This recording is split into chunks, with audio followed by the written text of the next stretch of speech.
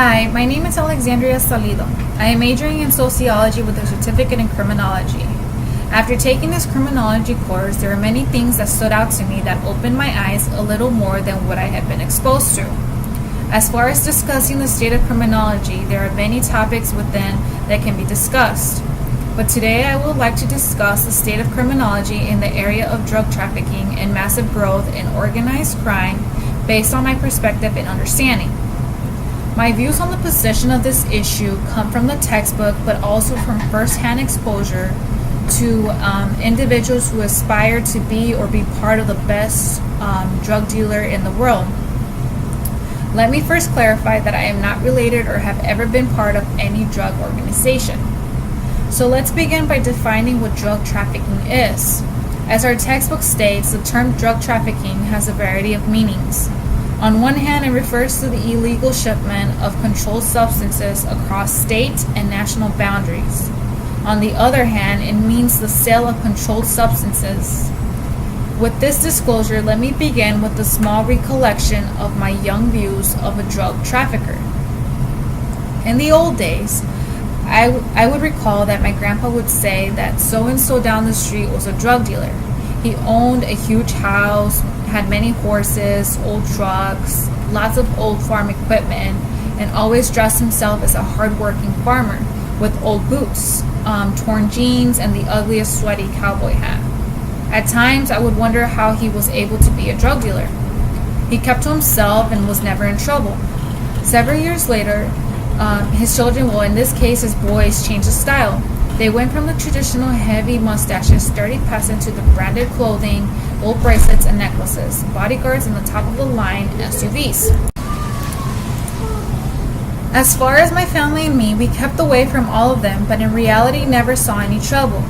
Moreover, the internet, social media, television, music videos, they displayed the men traffickers with bundles of dollars, guns with gold grips, SUVs, sculptural, beautiful women as their girlfriends/wives, enormous homes, vacation destinations to exotic places that most of us couldn't possibly afford. The women might not have been dealing, but they definitely displayed the full-blown extensions of hair and false nails, very high-heeled shoes, rhinestones, tiny waist, lumpy butts, enhanced breasts, and thinner noses. For many of my high school friends, it became a way of style to aspire and be part of. This phenomenon promoted power, easy money, and most importantly, attention.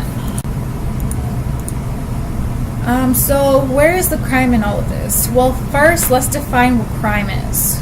Crime is defined as human conduct in violation of the criminal laws of a state, the federal government, or a local jurisdiction that has the power to make such laws. What I have described does not nearly or really paint a grotesque picture of the crime associated with the dealer other than the man selling a controlled substance. Making the scenario appear as a non-violent crime, in reality, the relationship between drugs and crime has a long, devastating history.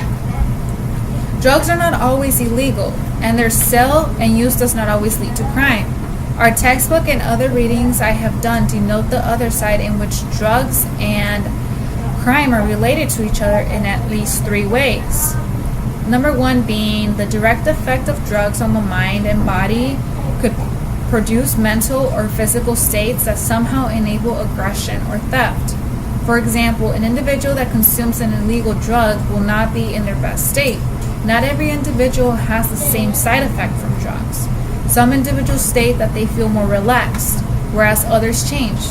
By this change, I mean that individuals can become aggravated under the influence.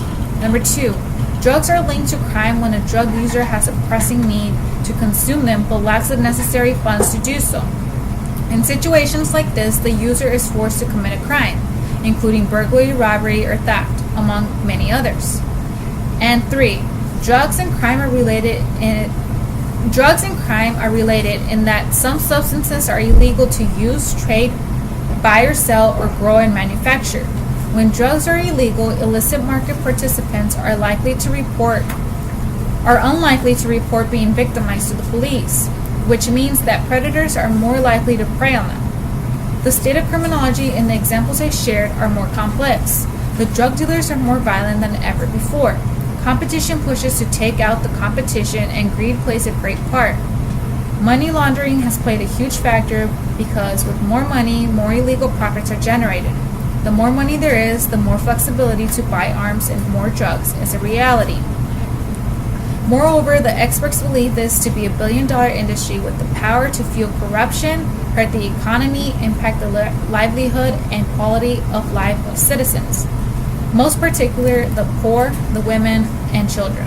This type of organized crime advocates the easiest way of offering goods or services that otherwise could not be obtained legally.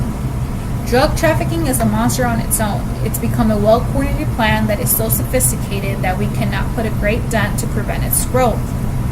To conclude, drugs are related to crime if they cause a mental or physical state encouraging acting on an unlawful offense. Thank you.